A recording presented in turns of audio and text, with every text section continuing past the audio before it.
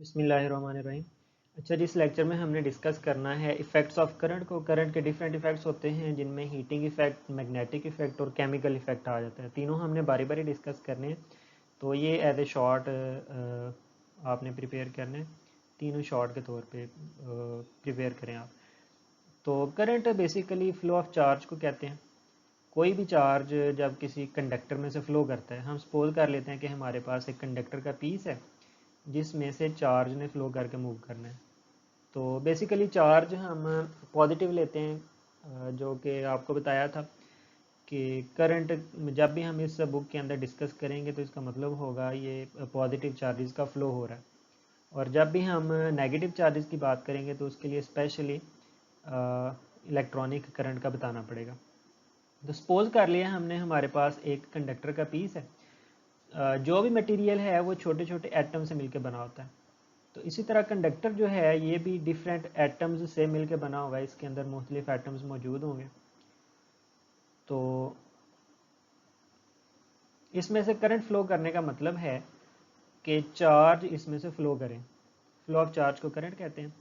जब भी charge flow कर रहा होगा, चार्ज का जब फ्लो होगा तो उसके रास्ते में ये काफ़ी ज़्यादा एटम्स पड़े हुए हैं, तो वो एटम्स के साथ कोलाइड करेगा, इसका कोलिजन होगा, टकराव होगा विद एटम्स। तो फर्स्ट ईयर में आपने पढ़ा था जब भी दो चीज़ें आपस में टकराती हैं तो वो अपना मोमेंटम और एनर्जी एक दूसरे को ट्रांसफ़र कर देते हैं। तो जैसे ही कोलिजन होगा, कोलिजन की वजह से इलेक्ट्रॉन के पास जो काइनेटिक एनर्जी है वो ट्रांसफ़र हो जाएगी एटम्स को, ट्रांसफ़र टू एटम्स। और एनर्जी जब ट्रांसफ़र होगी एटम्स को तो एनर्जी की प्रॉपर्टी है कि वो एक फॉर्म से दूसरी फॉर्म में कन्वर्ट हो सकती है। तो ये जो काइनेटिक एनर्जी एटम्स को ट्रांसफ़र हुई है ये अपीयर हो जाएगी in the form of heat. तो एज ए रिज़ल्ट वो कंडक्टर जो है वो गर्म हो जाता है। दोबारा देखें क्या हुआ है। करंट कहते हैं फ्लो ऑफ चार्ज को, चार्ज ने कंडक्टर में से फ़्लो करना है। कंडक्टर में बहुत ज़्यादा एटम्स पड़े हुए हैं, तो जब भी चार्ज फ्लो कर रहा होगा वो एटम्स के साथ टकराएगा, अपने रास्ते में आने वाले एटम्स के साथ कोलिजन होगा। कोलिजन की वजह से इलेक्ट्रॉन की काइनेटिक एनर्जी ट्रांसफ़र हो जाएगी एटम को, और वही काइनेटिक एनर्जी अपीयर होती है हीट की फॉर्म में। और उस हीट को हम लिख सकते हैं फार्मूला के साथ। वो फार्मूला है H=I² R और T। I इसमें करंट को शो कर रहा है, R रेजिस्टेंस को शो कर रही है, और T जो है ये बेसिकली टाइम को शो कर रहा है। तो ये हीटिंग इफ़ेक्ट ऑफ करंट है। इसके डेली लाइफ में बहुत ज़्यादा यूजेस हैं। हीटिंग इफ़ेक्ट ऑफ करंट मतलब किसी चीज़ में से करंट गुजरे और वो गर्म हो जाए। फॉर एग्जांपल इलेक्ट्रिक आयरन हम इस्त्री कपड़ों को प्रेस करने के लिए यूज़ करते हैं, तो उसमें जब उसमें से करंट गुजरता है तो इस्त्री गर्म हो जाती है। इलेक्ट्रिक हीटर की एग्जांपल दी जा सकती है, उसमें से करंट फ्लो होता है तो उसकी वजह से वो गर्म होता है और उस हीट को हम यूज़ कर सकते हैं।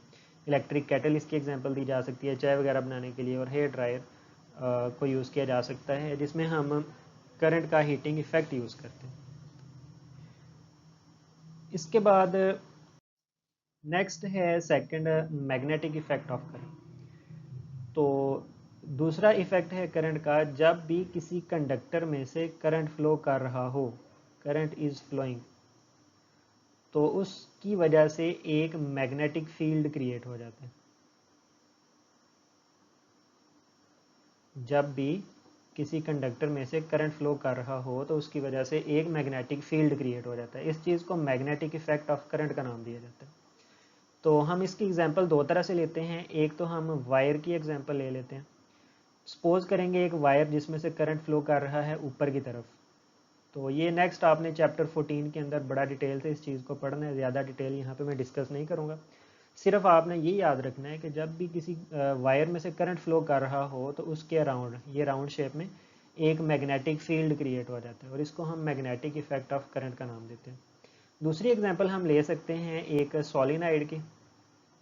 सॉलिनाइड मैट्रिक में आप पढ़ चुके हैं। सॉलिनाइड किसे कहते हैं? सॉलिनाइड ये सिंपल एक वायर होती है जिसको स्प्रिंग की शेप में हम कन्वर्ट कर लेते हैं। तो एक कंडक्टर या एक वायर, उसको स्प्रिंग की फॉर्म में जब कन्वर्ट कर लेंगे तो उसी चीज़ को सॉलिनाइड का नाम दिया जाता है। तो सॉलिनाइड मिस में से भी जब करंट फ्लो करता है, करंट कब फ्लो करेगा? जब सर्किट क्लोज होगा और इसके साथ एक वोल्टेज का सोर्स होगा, एक सेल होगा। अगर हम एक सोलिनोइड को सेल के साथ कनेक्ट करें तो करंट फ्लो करेगा from higher potential to lower potential, plus से माइनस की तरफ करंट फ्लो करता है। जब भी सोलिनोइड में से करंट फ्लो करता है तो सोलिनोइड की प्रॉपर्टी है ये बिहेव करता है like a bar magnet. Solenoid की प्रॉपर्टी है कि जब भी उसमें से करंट फ्लो करे तो वो बार मैग्नेट की तरह बिहेव करता है। बार मैग्नेट इसके दो पोल्स होते हैं, एक को नॉर्थ पोल कहा जाता है और एक को south pole.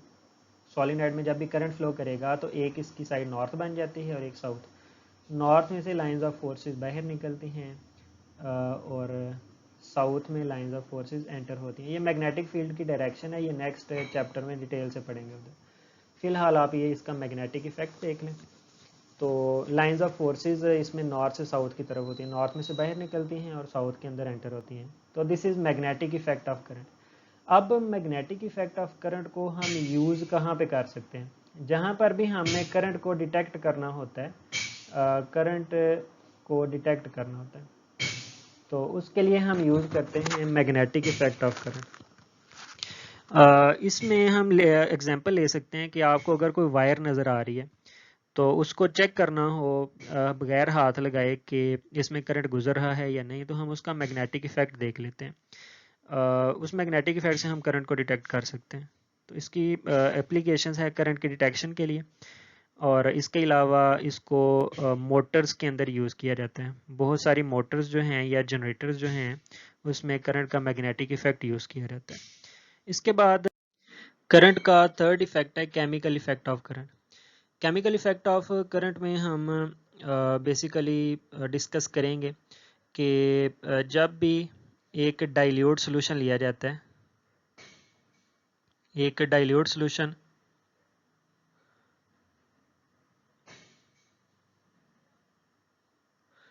H2SO4 sulphuric acid या CuSO4 कॉपर सल्फेट का सॉल्यूशन।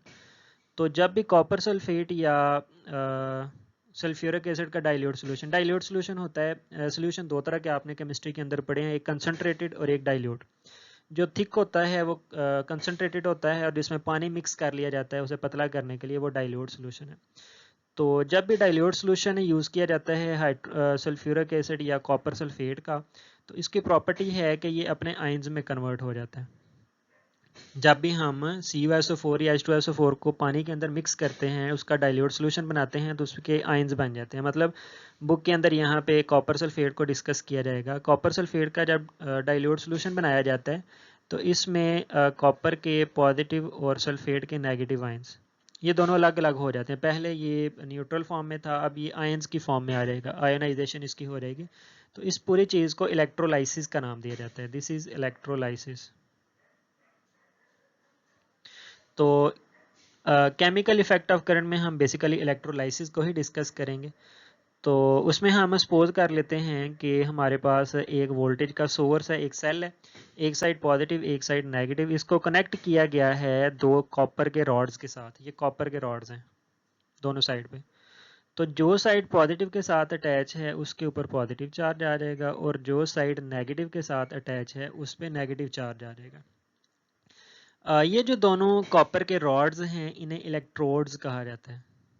दोनों कॉपर के रॉड्स को इलेक्ट्रोड्स का नाम दिया जाता है। जिस पे पॉजिटिव चार्ज आया है उसको एनोड स्पेसिफिकली कहा जाता है और जिस पे नेगेटिव चार्ज होगा उसे कैथोड का नाम दिया जाता है। और दोनों को ओवरऑल हम मिलाएं तो जनरली इन्हें इलेक्ट्रोड्स हम कह सकते हैं। तो इलेक्ट्रोड्स कॉपर के हैं दोनों इस केस के अंदर, और इसके अंदर जो सोल्यूशन यूज़ किया गया है this is dilute solution of copper sulphate. तो अभी आपको बताया है कॉपर सल्फेट का जब भी हम डाइल्यूट सोल्यूशन लेते हैं CuSO4 का तो इसके आयंस बन जाते हैं। इसमें कॉपर के आयंस अलहदा हो जाएंगे और सल्फेट आयंस अलहदा हो जाएंगे। तो ये जो सोल्यूशन नीचे नज़र आ रहा है पानी वाला, इसमें दो तरह के आयंस क्रिएट हो जाएंगे, एक पे पॉजिटिव चार्ज होगा और एक पर नेगेटिव चार्ज होगा। तो हम दोनों यहाँ पे बना लेते हैं जो आयंस क्रिएट हुए हैं। प्लस आयंस पॉजिटिव आयंस वो कॉपर के हैं और नेगेटिव आयंस सल्फेट के हैं, तो दोनों को हम डिफरेंट कलर्स दे लेते हैं। सल्फेट के ऊपर नेगेटिव चार्ज -2। तो ये डाइल्यूट सॉल्यूशन हमने यूज़ किया, इसके आयंस बन गए कॉपर और सल्फेट के। तो अब इसमें दो तरह के रिएक्शन होते हैं। एक रिएक्शन हम डिस्कस करेंगे कैथोड के ऊपर और दूसरा रिएक्शन हम देखेंगे एनोड के ऊपर। अच्छा, कैथोड पर चार्ज है नेगेटिव, कॉपर की प्लेट जिस पे नेगेटिव चार्ज है उसे हमने कैथोड का नाम दिया हुआ है। तो नेगेटिव प्लेट जो है वो सोल्यूशन के पॉजिटिव आयंस को अपनी तरफ अट्रैक्ट करेगी। जितने भी पॉजिटिव आयंस हैं वो सारे के सारे नेगेटिव प्लेट की तरफ अट्रैक्ट होना शुरू हो जाएंगे।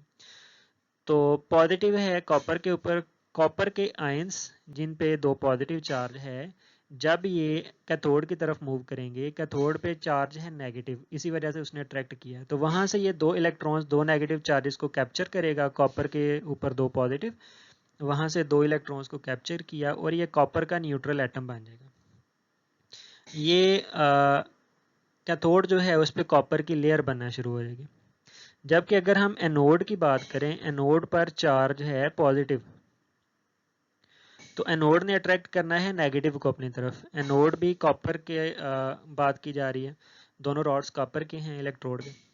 तो इस पे चार्ज पॉजिटिव है, इसने नेगेटिव आयंस को अपनी तरफ खींच रहा है और नेगेटिव आयंस हैं सल्फेट के।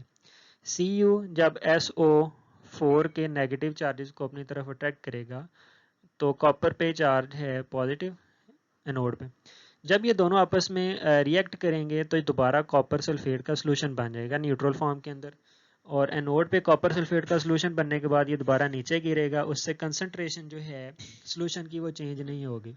तो पूरे प्रोसेस में एक रॉड जो है उस पे कॉपर सल्फेट का सोल्यूशन बन के नीचे गिरता जाएगा और दूसरी साइड पे कॉपर की एक लेयर बनती जाएगी। इस पूरी चीज़ को इलेक्ट्रोलाइसिस कहते हैं और इसके लिए जो ऑपरेटस यूज़ किया जाता है, ये सारे का सारा ऑपरेटस, इसे एक नाम दिया जाता है, वो नाम होता है वोल्टामीटर। तो केमिकल इफेक्ट है, इसमें डाइल्यूट सोल्यूशन यूज़ किया जाएगा कॉपर सल्फेट का या सल्फ्यूरिक एसिड का। तो इसकी प्रॉपर्टी है कि जब भी कॉपर सल्फेट या सल्फ्यूरिक एसिड को पानी के अंदर मिक्स किया जाता है उसके आयंस बन जाते हैं और ये इस चीज़ को इलेक्ट्रोलाइसिस का नाम दिया जाता है। जो दो रॉड्स यूज़ किए जाएंगे इस केस के अंदर, उन दोनों को मिलाएं तो इलेक्ट्रोड्स जिस पे पॉजिटिव चार्ज होता है या जो पॉजिटिव के साथ कनेक्टेड है उसको एनोड कहा जाता है, और जो प्लेट नेगेटिव के साथ कनेक्टेड है उस पर नेगेटिव चार्ज आएगा, उसे कैथोड कहा जाएगा। तो एनोड और कैथोड पे ये डिफरेंट रिएक्शंस होंगे। अब इस केमिकल इफेक्ट ऑफ करंट का यूज़ कहाँ पे है? तो इसका यूज़ सबसे ज़्यादा मोस्ट कॉमनली इसका यूज़ किया जाता है इलेक्ट्रोप्लेटिंग के लिए। इलेक्ट्रोप्लेटिंग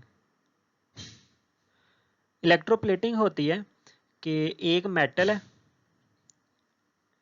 उस मेटल के ऊपर अगर हम किसी और मेटल की लेयर चढ़ा दें तो इस चीज़ को इलेक्ट्रोप्लेटिंग का नाम दिया जाता है। एक मेटल के ऊपर किसी दूसरी मेटल की लेयर चढ़ाना, दिस इज़ इलेक्ट्रोप्लेटिंग।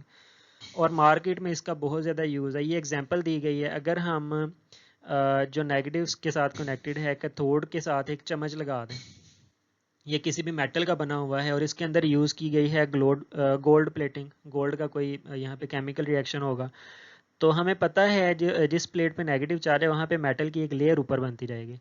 तो ये गोल्ड का सोल्यूशन यूज़ किया जा रहा है तो इस चम्मच के ऊपर गोल्ड का कलर जो है वो चढ़ता जाएगा या गोल्ड की लेयर बनती जाएगी। चम्मच सिल्वर का था, इसके ऊपर गोल्ड की लेयर बन गई है, तो इस चीज़ को हम इलेक्ट्रोप्लेटिंग कहते हैं, एक लेयर के ऊपर दूसरी लेयर चढ़ाना। तो यहाँ पे डिफरेंट एग्जाम्पल दी गई हैं, गाड़ियों के लिए या बर्तनों के लिए हम लोग इसे यूज़ कर सकते हैं, या फीमेल जो हैं वो ज्वेलरी यूज़ करती हैं जो फेक गोल्ड होता है, 2 कैरेट 3 कैरेट 4 कैरेट, इस तरह के मार्केट में आपने काफ़ी सुने होंगे। तो इसमें एक सस्ती मेटल होती है जिसके ऊपर गोल्ड की लेयर चढ़ा दी जाती है। तो दिस इज़ बेसिकली इलेक्ट्रोप्लेटिंग और इसमें केमिकल इफेक्ट ऑफ करंट को यूज़ किया जाता है। इसके बाद नेक्स्ट है ओहम्स लॉ। ओहम लॉ है कि the current flowing through a conductor, जब भी किसी कंडक्टर में से करंट फ्लो करता है तो वो करंट डायरेक्टली प्रोपोर्शनल होता है पोटेंशियल डिफरेंस के। तो इसको हम लिख सकते हैं V is directly proportional to I। Voltage और करंट एक दूसरे के डायरेक्टली प्रोपोर्शनल हैं। इसकी कंडीशन ये है कि physical state of the conductor does not change. Physical state कहते हैं कि अगर उस कंडक्टर का टेम्परेचर या उसकी नेचर जो है वो चेंज ना हो, जो कि फिजिकल स्टेट्स में आती हैं। अगर टेम्परेचर प्रेशर वगैरह चेंज नहीं हो रहा तो वोल्टेज और करंट एक दूसरे के डायरेक्टली प्रोपोर्शनल होते हैं और इस चीज़ को ओहम्स लॉ का नाम दिया जाता है। यहाँ पे अगर हम प्रोपोर्शनैलिटी को ख़त्म करें तो V is equal to I और एक कांस्टेंट आ जाएगा। यहाँ पे कांस्टेंट यूज़ किया जाता है R। R is basically constant of proportionality और इसे रेजिस्टेंस का नाम दिया जाता है। अब ये रेजिस्टेंस क्या होती है, इसको हम किस तरह से डिफाइन कर सकते हैं। अगर हम सपोज कर लें कि एक कंडक्टर का पीस है हमारे पास, कंडक्टर के अंदर डिफरेंट एटम्स होते हैं, ये जिस तरह भी आपको effect of heating effect of current में बताया है। जब इसमें से करंट फ्लो करना चाहे, करंट फ्लो करने का मतलब है कि एक चार्ज इसमें से फ्लो करना चाहेगा, तो चार्ज के रास्ते में एटम्स पड़े हुए हैं जो इसके साथ चार्ज ने कोलाइड करना है। तो एटम्स जो हैं, एटम्स इस फ्लो ऑफ चार्ज को रोकने की कोशिश कर रहे हैं, फ्लो ऑफ चार्ज उसको अपोज कर रहे हैं, मतलब चार्ज ने फ्लो करके जाना है, एटम्स उसके रास्ते में आ रहे हैं, उसे रोकने की कोशिश कर रहे हैं। तो ये जो अपोजिशन आ रही है फ्लो ऑफ चार्ज को, इसे रेजिस्टेंस का नाम दिया जाता है, और इसको हम डिफाइन कर सकते हैं opposition to the flow of charge. Opposition to the flow of charge is called resistance. Resistance जो है इसका unit, this is ohm, ohm का सिंबल मैंने बनाया है, और इसे OHM भी लिख सकते हैं, ओहम दोनों यूज़ किए जा सकते हैं रेजिस्टेंस। अब ये ओहम क्या है, ओहम को हम कैसे डिफाइन कर सकते हैं, ओहम किसी भी यूनिट को डिफाइन करने का तरीका आपको बताया हुआ है। फार्मूला लिखें R is equal to V over I, और सबको 1 1 कर दें। तो अब ये रेजिस्टेंस जो है वो एक ओहम कब होगी कि अगर 1 वोल्ट पोटेंशियल डिफरेंस अप्लाई करने से कंडक्टर 1 एम्पेयर फ्लो करे तो रेजिस्टेंस 1 ओम होगी। If 1 ampere current flows by providing potential difference of 1 volt then resistance will be 1 ohm। तो ये ओहम की डेफिनेशन आपने याद कर लेनी है। ओहम्स लॉ वोल्टेज और करंट एक दूसरे के डायरेक्टली प्रोपोर्शनल और कांस्टेंट ऑफ प्रोपोर्शनैलिटी, जिसे रेजिस्टेंस कहा जाता है। रेजिस्टेंस होती है opposition to the flow of charge, और इसका यूनिट होता है ओहम। तो इसके बाद नेक्स्ट एक शॉर्ट क्वेश्चन जो पेपर में आ सकता है, इतना ज़्यादा इंपॉर्टेंट नहीं है, ये डिफरेंस है between ohmic and non ohmic conductors. तो ऐसे कंडक्टर जो ओहम्स लॉ को ओबे करते हैं उन्हें ओहमिक कंडक्टर्स कहा जाता है, और ऐसे कंडक्टर जो ओहम्स लॉ को ओबे नहीं करते उन्हें नॉन ओहमिक कंडक्टर कहा जाता है। ओहम्स लॉ क्या है, V is directly proportional to I। Voltage और करंट एक दूसरे के डायरेक्टली प्रोपोर्शनल होने चाहिए, और इस केस के दौरान जो रेजिस्टेंस है वो कांस्टेंट हो, क्योंकि प्रोपोर्शनैलिटी अगर हम खत्म करेंगे तो इक्वल और कांस्टेंट आएगा, वो कांस्टेंट हम R लेते हैं। तो ये ओहम्स लॉ में है, वोल्टेज और करंट एक दूसरे के डायरेक्टली प्रोपोर्शनल हों और R हमेशा कांस्टेंट रहे, मतलब ये चेंज ना हो। ओहम्स लॉ, अगर तो मटेरियल, कुछ मटेरियल में ऐसे हो रहा है वोल्टेज और करंट डायरेक्टली प्रोपोर्शनल आ रहे हैं और रेजिस्टेंस कांस्टेंट है, मतलब ओहम्स लॉ अबे हो रहा है, उसे हम ओहमिक कंडक्टर कहते हैं। और जिनमें रेजिस्टेंस चेंज हो जाए या वोल्टेज और करंट एक दूसरे के डायरेक्टली प्रोपोर्शनल नहीं रहते उन्हें नॉन ओहमिक कंडक्टर्स कहा जाता है। एग्जाम्पल ली जा सकती हैं जिनमें रेजिस्टेंस कांस्टेंट रहती है वोल्टेज और करंट की डिफरेंट वैल्यूज़ के लिए, उसमें कॉपर, सिल्वर, गोल्ड या मुख्तलिफ मेटल्स आ जाती हैं। जबकि नॉन ओहमिक में एग्जांपल है टंगस्टन फिलामेंट की, सेमीकंडक्टर डायोड वगैरह आ जाते हैं। इसमें टंगस्टन फिलामेंट जो है ये एक्सरसाइज के शॉर्ट में हमने करना है कि ये ओहम्स लॉ को ओबे नहीं करता, क्यों नहीं करता, वहाँ पे मज़ीद डिटेल से डिस्कस करेंगे। दूसरा पॉइंट, रेजिस्टेंस के मैंने आपको बताया ये कांस्टेंट रहती है ओहम्स लॉ के मुताबिक, तो ओहमिक मटेरियल में रेजिस्टेंस कांस्टेंट रहनी चाहिए, जबकि नॉन ओहमिक मटेरियल कौन से होते हैं जिनमें रेजिस्टेंस चेंज हो जाए, वो कांस्टेंट ना रहे। अच्छा, फिर इसके बाद ग्राफ की अगर हम बात करें तो प्रोपोर्शनैलिटी, डायरेक्ट रिलेशन का जो ग्राफ होता है ना, ये याद रखना है आपने, वो हमेशा स्ट्रेट लाइन होगी। इस तरह स्लोप की फॉर्म में हमेशा एक स्ट्रेट लाइन आती है। तो जब इस बिल्कुल सीधी लाइन आ रही है तो वो डायरेक्ट रिलेशन को शो कर रहे हैं, और अगर वो लाइन सीधी ना रहे, सीधी होनी चाहिए, लेकिन अगर ये सीधी नहीं है, इसमें थोड़ा सा बेंड आ जाए, तो इसका मतलब है कि ये प्रोपोर्शनैलिटी को फॉलो नहीं कर रहा। और अगर प्रोपोर्शनैलिटी, वोल्टेज और करंट जो दोनों एक्स एक्सिस और वाई एक्सिस पे वैल्यूज़ हैं, अगर ये दोनों प्रोपोर्शनली नहीं हैं, स्ट्रेट लाइन नहीं है, तो इसका मतलब है ये नॉन ओहमिक मटेरियल होंगे। तो ओहमिक मटेरियल में ग्राफ एक सीधी लाइन होती है और नॉन ओहमिक मटेरियल में ग्राफ सीधी लाइन नहीं होती। तो ये डिफरेंस की फॉर्म में आपने कर लेना है, ये ईजी रहेगा याद करने के लिए। इसके बाद नेक्स्ट, रेजिस्टेंसेस को जोड़ने के मुख्तलिफ तरीके होते हैं। एक तो हम उनको सीधी लाइन में जोड़ सकते हैं, ये सीरीज़ तरीका कहलाता है, और हम उनको पैरेलल फॉर्म में भी जोड़ सकते हैं। ये दोनों मेथड्स आपने मैट्रिक में पढ़े हैं। हम डायरेक्टली यहाँ पे फार्मूला देख लेते हैं। अगर रेजिस्टेंसेस सीरीज़ में जुड़ी हुई हैं तो इनकी इक्विवेलेंट रेजिस्टेंस या टोटल रेजिस्टेंस को हम लिख सकते हैं। तमाम रेजिस्टेंस सीरीज़ में जितनी भी होती है ना, सब को ऐड कर लिया जाता है।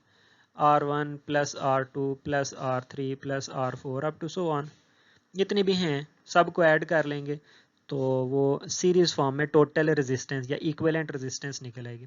जबकि पैरेलल की बात की जाए तो हम इसके रेसिप्रोकल यूज़ करते हैं, 1/r इक्विवेलेंट इक्वल आएगा 1/r1 plus 1/r2 plus 1/r3 plus 1/r4 up to so on, जितनी भी रेजिस्टेंसेस होंगी सबको रेसिप्रोकल की फॉर्म में ऐड कर लेंगे। तो ये पैरेलल तरीके में टोटल रेजिस्टेंस फाइंड करने का मेथड है। तो बेसिकली यहाँ पे दो फार्मूलाज को डिस्कस किया गया है, इनकी डिटेल हम नहीं करेंगे, ये प्लस किस तरह से आता है और ये रेसिप्रोकल में किस तरह से आता है, ये मैट्रिक में आप लोग पढ़ चुके हैं। एफएससी के अंदर सिर्फ इन फार्मूलाज को ही डिस्कस किया गया। अच्छा, इसके बाद नेक्स्ट आ जाती है resistivity and it's dependence upon temperature. और आपने याद रखना है कि शॉर्ट के लिहाज से ये टॉपिक बहुत इंपॉर्टेंट है। रेजिस्टेंस का आपको बताया है क्या होती है, opposition to the flow of charge. किसी भी कंडक्टर के अंदर मुख्तलिफ एटम्स पाए जाते हैं, तो हम यहाँ पे सपोज कर लेते हैं मुख्तलिफ एटम्स हैं जो इस कंडक्टर में हैं। करंट फ्लो कर रहा है इस कंडक्टर में से। करंट फ्लो करने का मतलब है कि एक चार्ज इसमें से फ्लो करेगा। फ्लो ऑफ चार्ज को करंट कहा जाता है। और इस चार्ज को जो चीज़ रोकने की कोशिश करती है दैट इज़ रेजिस्टेंस। रेजिस्टेंस को आर से लिखा जाता है। अच्छा, अगर तो एक वायर की लेंथ कम है तो इसके रास्ते में जो पार्टिकल्स आ रहे हैं वो कम होंगे जो इसे रोकने की कोशिश कर रहे हैं। और अगर हम लेंथ बढ़ा दें, लेंथ पहले कम है, इतनी लेंथ है, और अगर हम लेंथ को इंक्रीज कर दें तो मतलब है कि इसके रास्ते में, चार्ज के फ्लो के रास्ते में जो एटम्स आएंगे अब वो ज़्यादा हो गए हैं क्योंकि वायर की लेंथ बढ़ गई है। तो अब जब चार्ज ने फ्लो करना है इस कंडक्टर में तो इसे जो पार्टिकल्स रोकने की कोशिश कर रहे हैं, जो अपोज कर रहे हैं उसे, वो ज़्यादा हो गए हैं। तो हम कह सकते हैं कि जब लेंथ बढ़ी, लेंथ बढ़ने से रेजिस्टेंस जो है वो भी बढ़ गई है। तो दोनों के दरमियान डायरेक्ट रिलेशन आ जाएगा। अगर किसी वायर की लंबाई बढ़ाएं तो opposition of flow of charge वो भी बढ़ जाती है, तो रेजिस्टेंस, हम इन अदर वर्ड्स कह सकते हैं रेजिस्टेंस इंक्रीज कर जाएगी।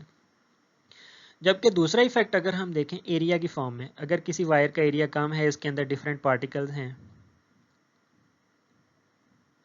चार्ज ने फ्लो करके इसमें से जाना है, तो इसको रोकने की जो चीज़ कोशिश करेगी वो पार्टिकल्स होंगे। तो पार्टिकल्स हम कह सकते हैं चार्ज के फ्लो को अपोज कर रहे हैं, तो इसे रेजिस्टेंस का नाम दिया जाता है। अगर एक वायर उसकी कुछ रेजिस्टेंस है, हम उसकी लेंथ तो सेम रखते हैं, पहले में हमने देखा कि लेंथ अगर चेंज करें क्या इफेक्ट पड़ेगा, उसका एरिया हमने चेंज नहीं किया। दूसरा इफेक्ट देखते हैं, अगर हम लेंथ को सेम रखें लेकिन एरिया को चेंज कर दें, एक वायर की मोटाई कम है, एक की ज़्यादा है, तो इससे क्या इफेक्ट होगा। अगर हम एरिया चेंज करेंगे तो एटम्स जो हैं इनके दरमियान डिस्टेंस बढ़ जाएगा।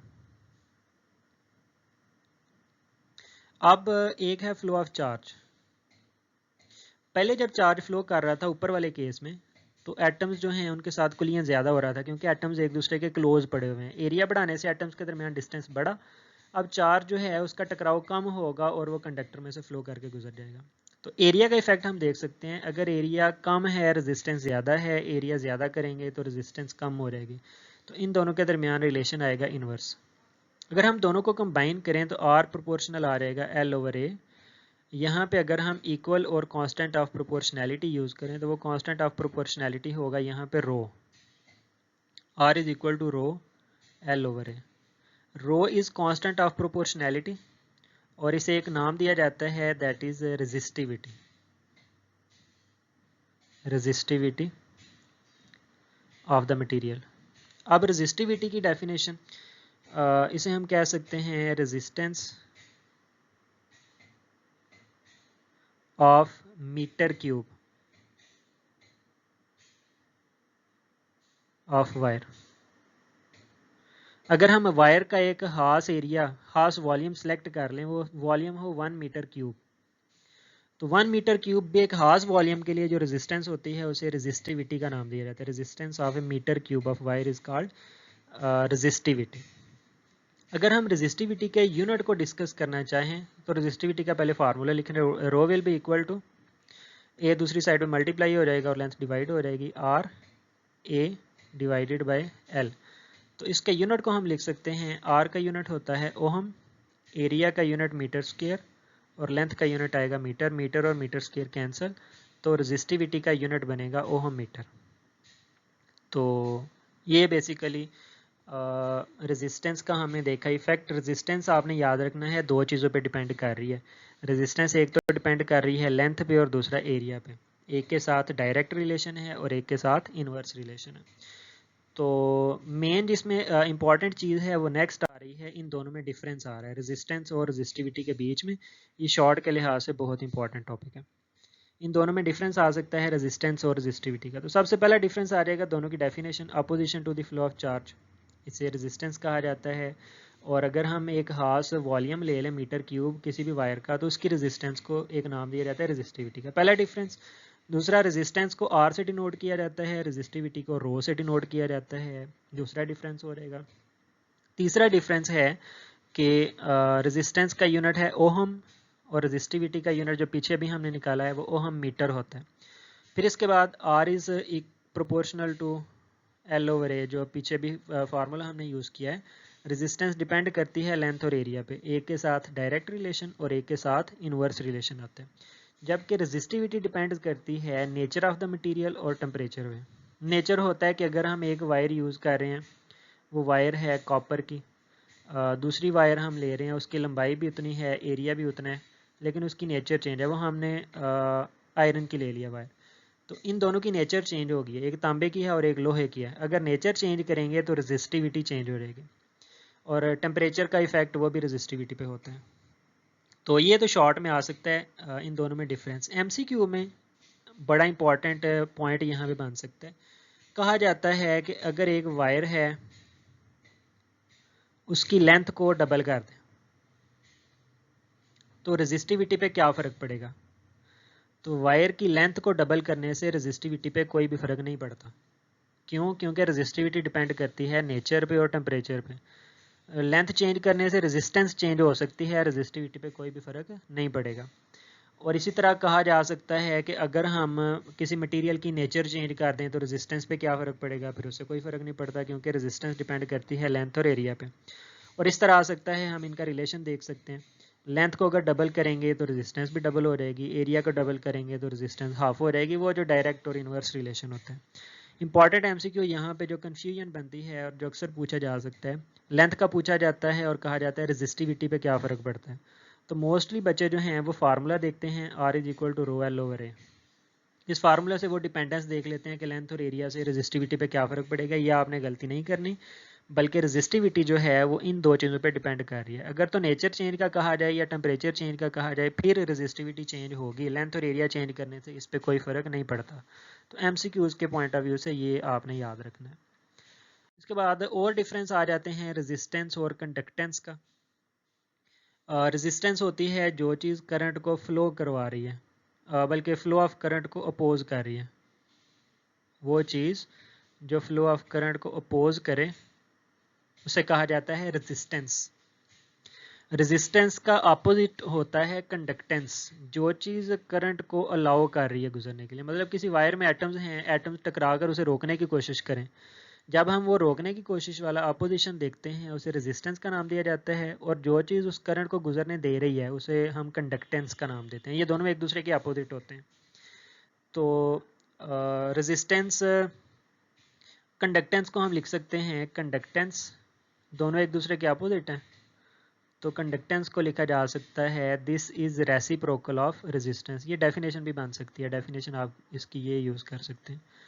मतलब रेजिस्टेंस है opposition to the flow of charge, conductance होगा रेसिप्रोकल ऑफ रेजिस्टेंस।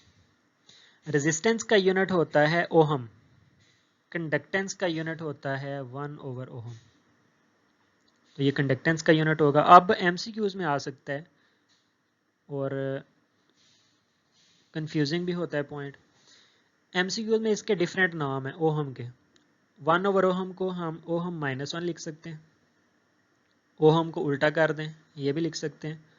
वैसे ओहम होता है इस तरह OHM, अगर हम इसको उल्टा करें तो मोहो MHO भी लिखा जा सकता है, और इसका एक और नाम होता है सीमेन।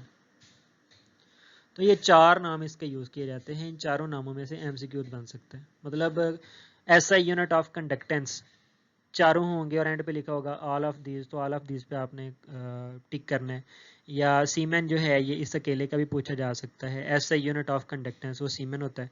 तो बेसिकली इसके 4 यूनिट्स 1/ओहम को चारों तरह से लिखा जा सकता है, तो आप चारों तरीके से याद करेंगे। ये डिफरेंस जो है ये भी एज ए शॉर्ट आपने प्रिपेयर करना है। इसके बाद एक और डिफरेंस है रेजिस्टिविटी और कंडक्टिविटी, बिल्कुल रेजिस्टेंस और कंडक्टेंस की तरह ही। रेजिस्टिविटी है resistance of a metre cube of wire,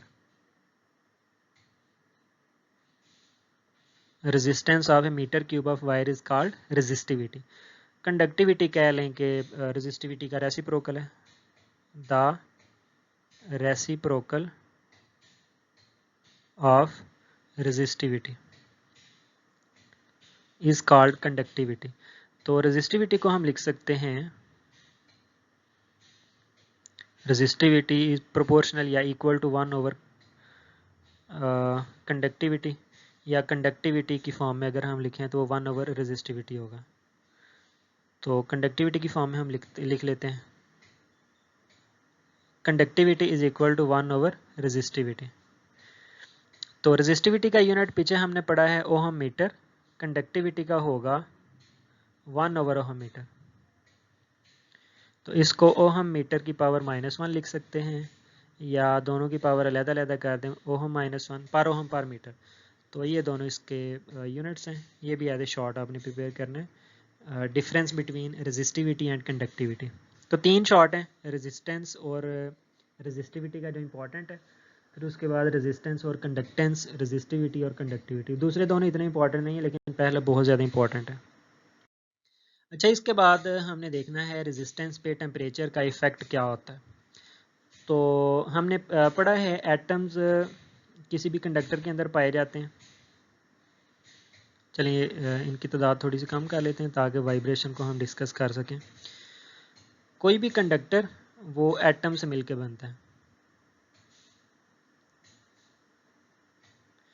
ये सपोज कर लेते हैं एटम्स हैं, इनमें से करंट ने फ्लो करना है। करंट कहते हैं फ्लो ऑफ चार्ज, को एक चार्ज यहाँ से फ्लो करना चाहता है। तो ये कंडक्टर्स जो हैं उसको रोकने की कोशिश करेंगे, टकराने के बाद आप अपोज करेंगे उसके फ्लो को, जिसे रेजिस्टेंस का नाम दिया जाता है। याद रखना है आपने कि एटम्स के अंदर हमेशा थर्मल वाइब्रेशंस होती हैं, थर्मल वाइब्रेशंस। किसी भी सॉलिड के अंदर एटम्स अपनी फिक्स जगह पे होते हैं। ये तो आपने पढ़ा हुआ है कि एटम्स अपनी जगह पे रुके होते हैं सॉलिड के अंदर, लिक्विड्स और गैसेस के अंदर वो फ्रीली मूव कर सकते हैं, इसीलिए सॉलिड की एक प्रॉपर शेप होती है। तो सॉलिड के अंदर जो एटम्स हैं वो अपनी जगह पे हर वक्त वाइब्रेट आगे पीछे कर रहे होते हैं, टेम्परेचर की वजह से होता है, इन्वायरमेंट के टेम्परेचर की वजह से। तो ये टेम्परेचर की वजह से जो वाइब्रेशंस होती हैं उन्हें थर्मल वाइब्रेशंस कहते हैं। इस तरह यहाँ पर भी एटम्स जो हैं वो वाइब्रेट कर रहे हैं ऊपर नीचे। जब कोई चीज़ वाइब्रेशन करती है ऊपर नीचे तो मैक्सिमम जहाँ तक वो जा सकती है वो उसका एम्पलीट्यूड होता है। ये आपने फर्स्ट ईयर में पढ़ा हुआ है। तो जैसे ही हम टेम्परेचर को इंक्रीज़ करते हैं, टेम्परेचर बढ़ेगा, टेम्परेचर बढ़ने से थर्मल वाइब्रेशन जो है वो तेज़ हो जाती है। वाइब्रेशन जो है, वाइब्रेशन लिख लें या थर्मल वाइब्रेशन लिख लें, वो भी इंक्रीज़ कर देगी। और थर्मल वाइब्रेशन जब इंक्रीज़ करेगी तो इससे एम्पलीट्यूड जो है वो बढ़ता जाएगा, इससे एम्पलीट्यूड ऑफ वाइब्रेशन ये भी बढ़ जाएगा।